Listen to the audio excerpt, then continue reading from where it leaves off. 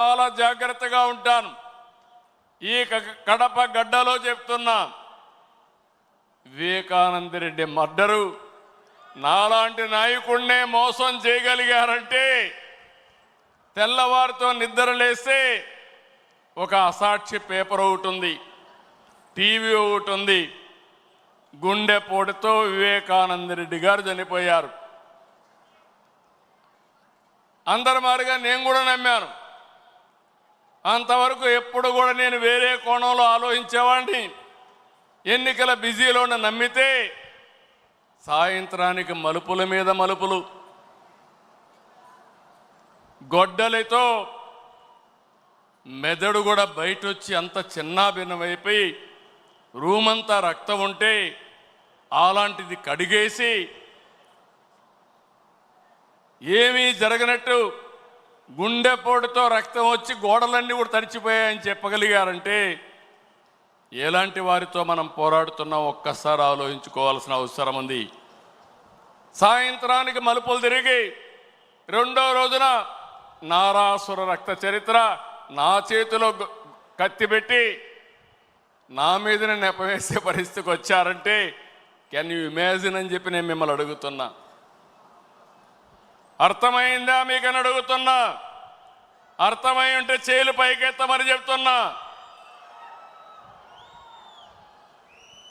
అలాంటి కరుడు గట్టినటువంటి నేరస్తులతో రాజకీయం చేస్తున్నాం.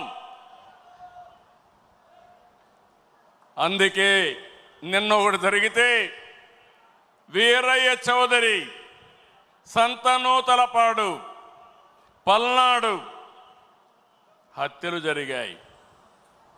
హత్యలు జరిగితే నాకు అనుమానం వచ్చింది. ఇప్పుడు నేను ఎవరిని నమ్మడం లేదు. ప్రతి ఒక్క విషయాన్ని కూడా సందేహం పెట్టుకొని మనసులో వేరే విధంగా నేను ఆలోచించి ఎవరు చేశారని ఆలోచించే పరిస్థితికి వచ్చాను. చేస్తే కొంతమంది మన దగ్గరుండి వాళ్లకు కోవర్ట్లుగా పనిచేస్తూ వాళ్ళ ప్రోత్సాహంతో ఇష్టానుసారం హత్యా రాజకీయాలు చేస్తున్నారు.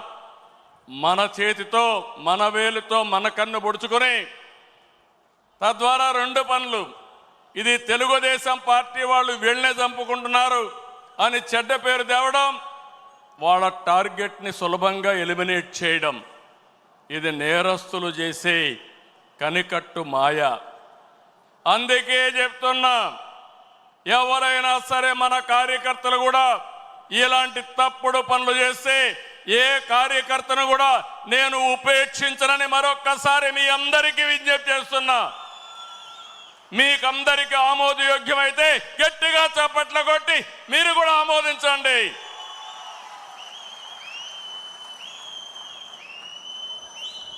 నేరస్తులు కబద్దార్, నా దగ్గర మీ ఆటలు సాగనివ్వను. ఇది ఒక హెచ్చరిక.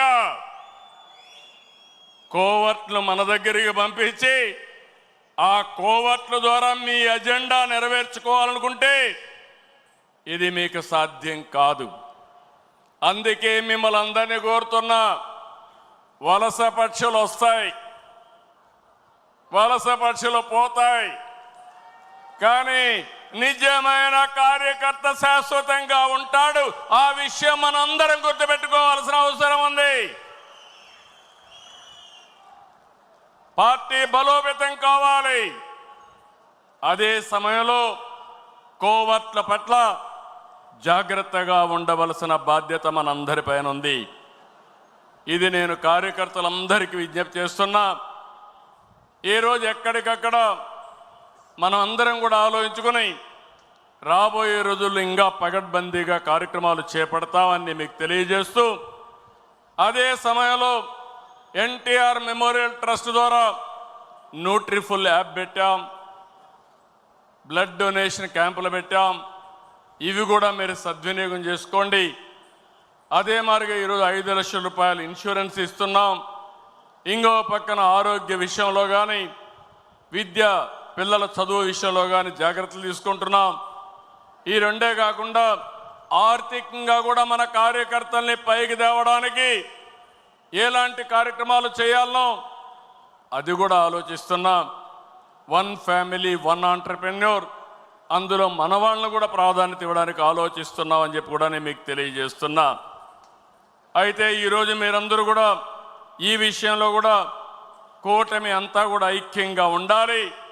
2029లో 2024 కంటే పెద్ద మెజారిటీతో గెలిపిస్తామని హర్షాన్ని ఆమోదాన్ని తెలియజేయాల్సిన బాధ్యత మీ అందరిపైన ఉంది.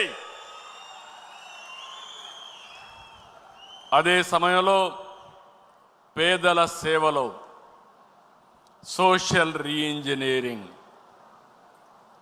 ఈరోజు ఈ రాష్ట్రంలో సంక్షేమ కార్యక్రమాలకు ఆద్యుడు మన నాయకుడు ఎన్టీ రామారావు గారు. ఆ తర్వాత సంక్షేమ కార్యక్రమాల్ని ముందుకు తీసుకుపోయిన పార్టీ తెలుగుదేశం పార్టీ. ఇంకో పక్క మీరు చూస్తే వెనుకబడిన వర్గాలు ఎప్పుడు కూడా తెలుగుదేశం పార్టీకి కంచు కోట, వెన్నెముక.